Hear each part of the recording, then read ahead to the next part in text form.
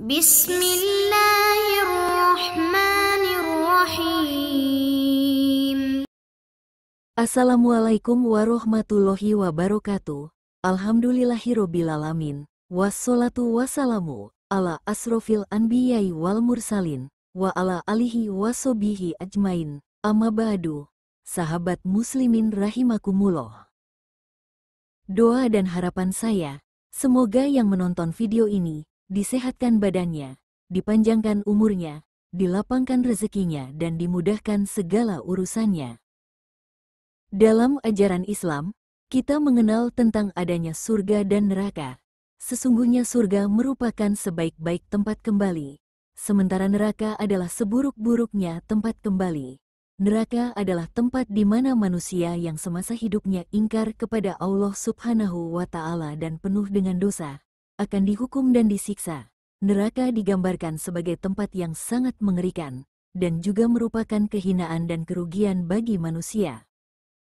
Sebagaimana disebutkan dalam Al-Quran, Allah Subhanahu wa Ta'ala berfirman yang artinya, "Ya Tuhan kami, sesungguhnya orang yang Engkau masukkan ke dalam neraka, maka Engkau benar-benar telah menghinakannya, dan tidak ada seorang penolong pun bagi orang yang zalim."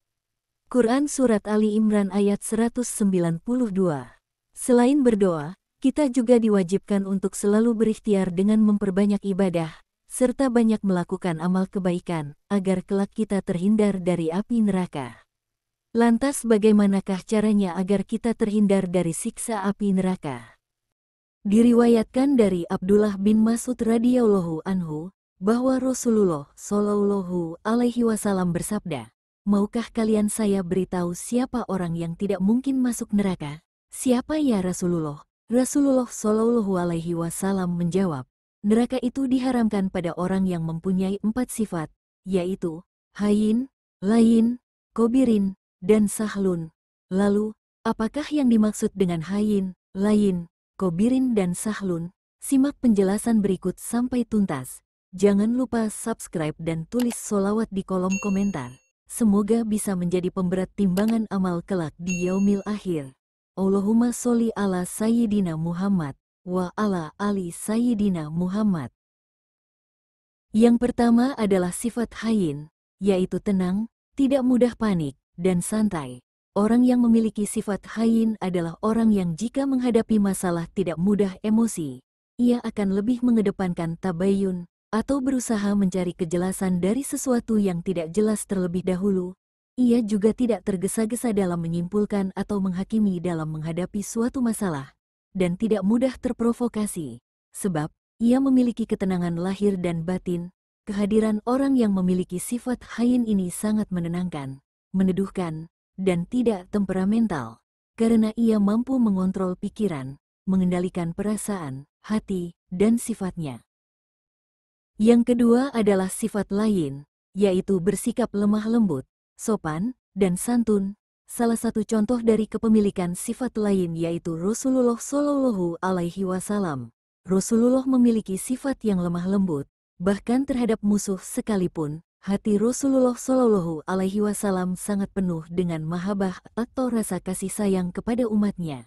Orang yang memiliki rasa kasih sayang akan melahirkan kelemah lembutan dan akan melahirkan sikap sopan santun dalam bertindak dan bertutur kata. Sesungguhnya api itu hanya bisa dipadamkan dengan air. Sesungguhnya kemarahan hanya bisa dipadamkan dengan kelembutan. Orang yang memiliki sifat layyin akan menjaga sifatnya.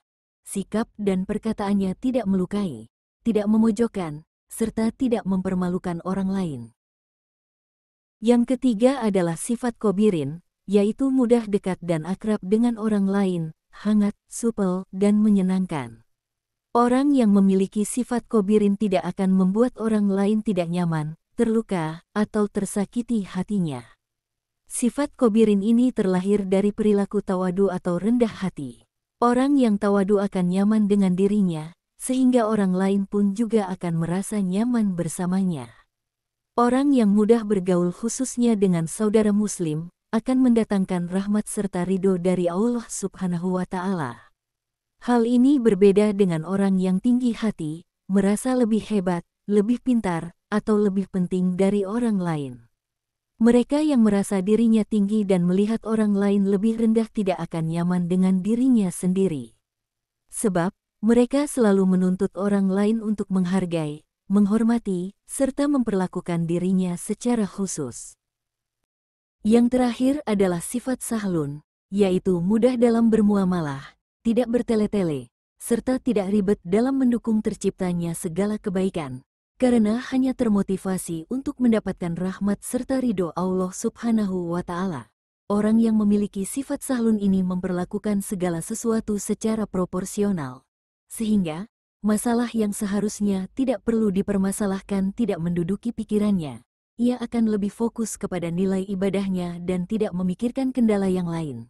Namun, bukan berarti memudahkan suatu masalah dan bukan berarti menganggap remeh suatu permasalahan yang penting, sesuai dengan situasi dan kondisi beserta porsinya, dan yang selalu ada dalam pikirannya adalah solusi.